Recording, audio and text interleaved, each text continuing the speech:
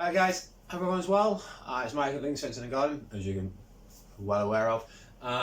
Today is going to be a quick how-to. This is my new hrd536, about 3/4 of the way through the season. Although saying that, no, when I first bought it, it was perfect, almost. The revs were slightly down, so I've picked them up, and for some reason, ever since I've had it, the blade never seemed to engage it engaged fully, but when it came up against anything slightly tough, it would slightly struggle. If anybody's ever had a lawnmower with a blade break on it, they will know, once you've been using it long enough, you'll know that there's a few signs to watch out for when it's not performing properly. One is when you first engage it, it will start up, but it'll be really sluggish and slow, and then eventually get up to speed.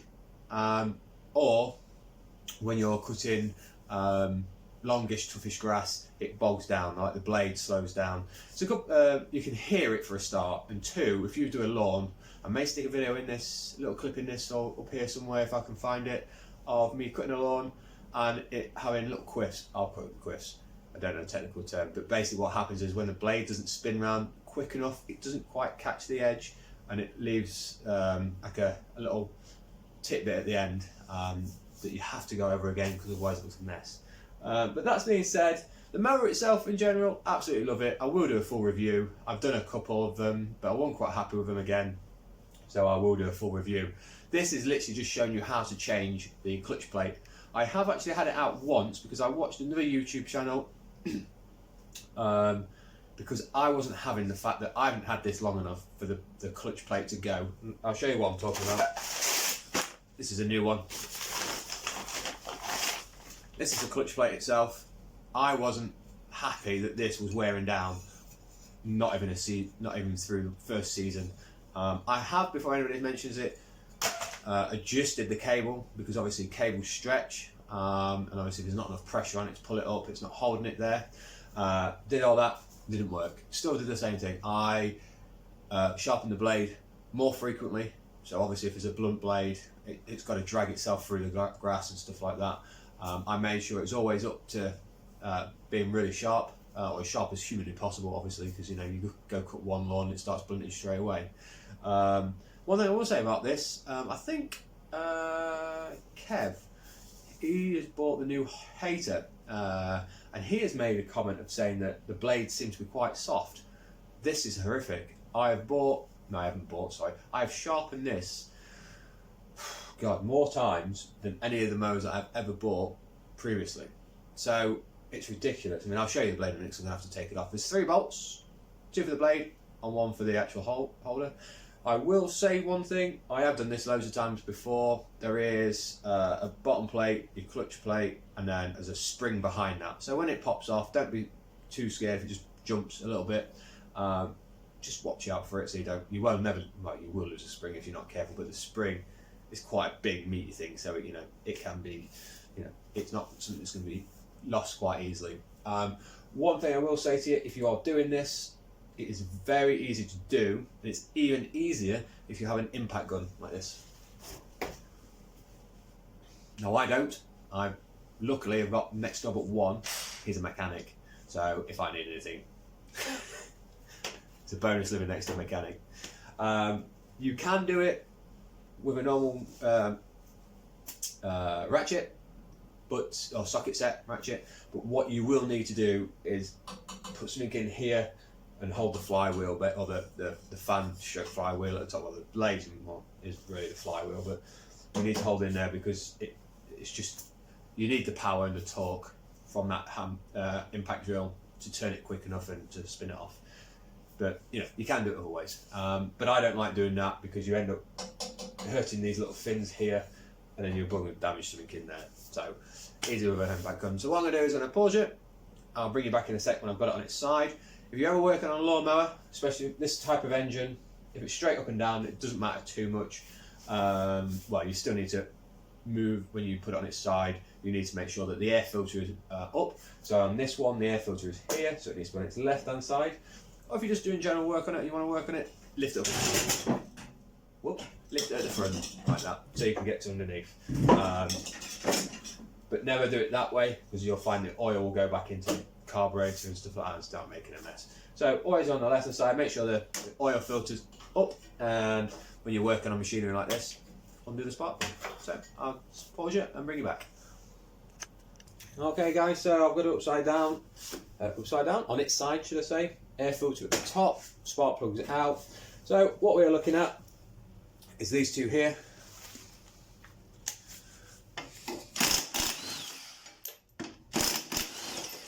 That holds the blade on. As you can see that, I don't know if you can see it, the shape of it. I have actually ordered a service kit for this, so I have a new blade for next year, but you can see the shape. I've never taken that much out in a whole year, full stop, out of a blade. These are very soft for some reason. I'm assuming it's a genuine Honda. I'd be surprised if it wasn't, because it came with a mower.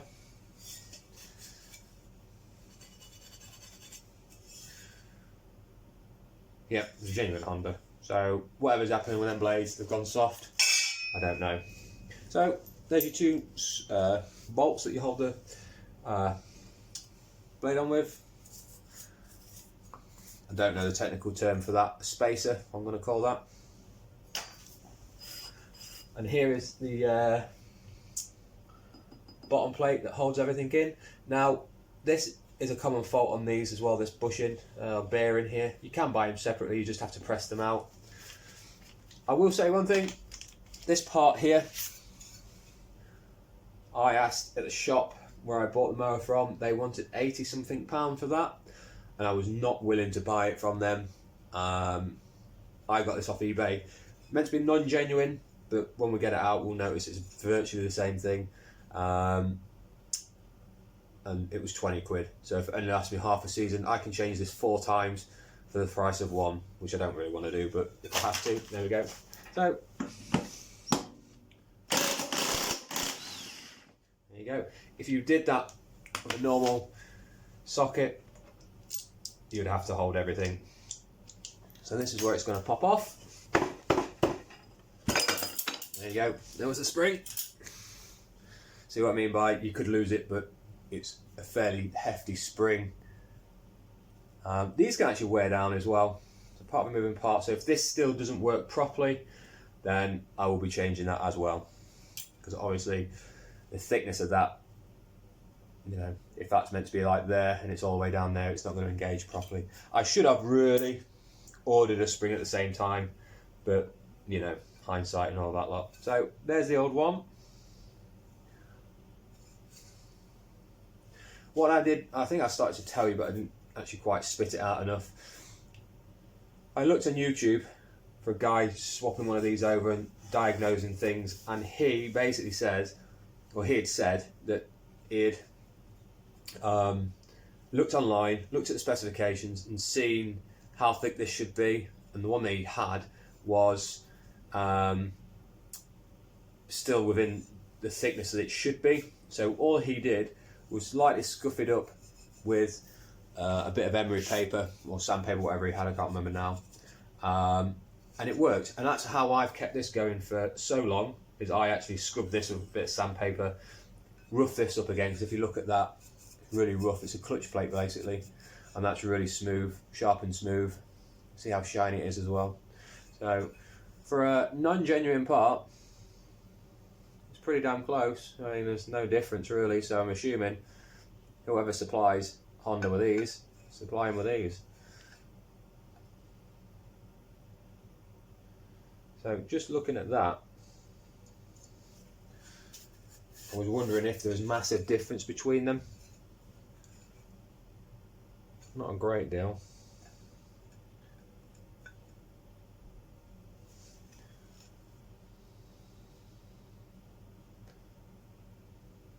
In fact, putting them together, there is absolutely no difference really.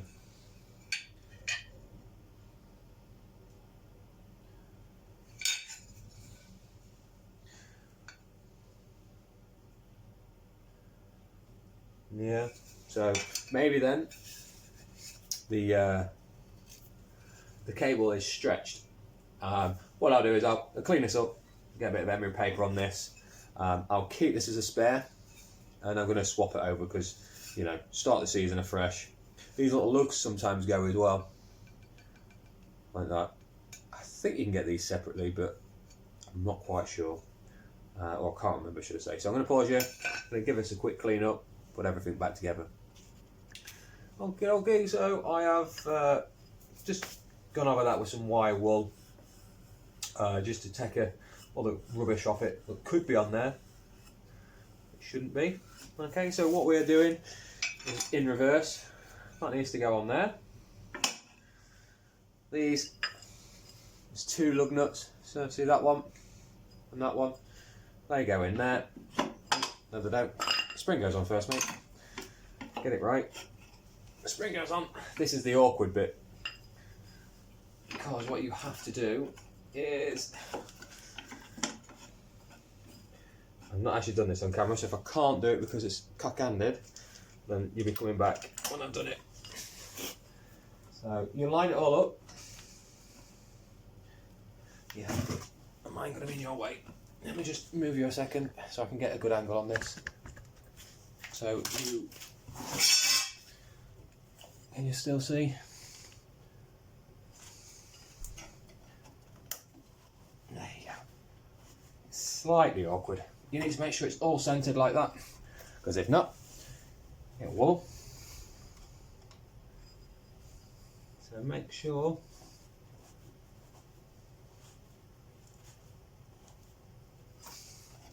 that those two lug nuts, that you can see the indentations here, are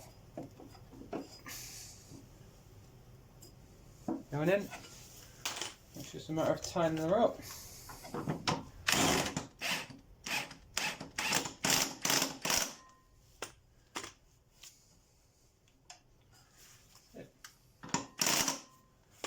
There we go. So, all it is now, let's put this bad boy back on, and then the blade. Make sure you put these the right way around, otherwise it will not work very well. Because this needs sharpening again, look. There we go. Another day. I'm only doing this now because Lily's going to bed, so I'm trying to stay out of the way.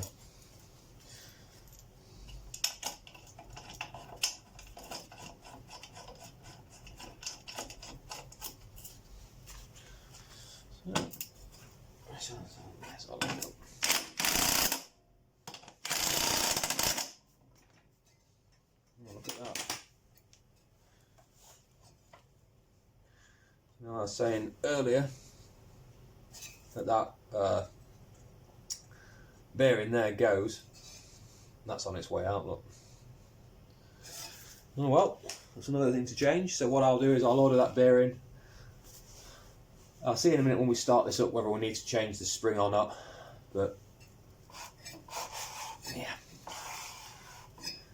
yeah, there we go. We'll see if it needs loosening or tightening in a second, but that's for a second. In a second. One sec, I'll bring it back. Alright guys, I can see I'm touching the exhaust, stone cold. I have not started this for over a week and it's not been used for a few months now. So it is going to be loud because it's a petrol powered machine, so I'm either going to do one of two things. Oh, well, I say I am. I'm going to do one of two things. Either going to turn the sound off for this when it starts, or if you just turn your volume down, so if you're watching this, listen to this, earphones in, it's going to hurt. So be warned, loud noise.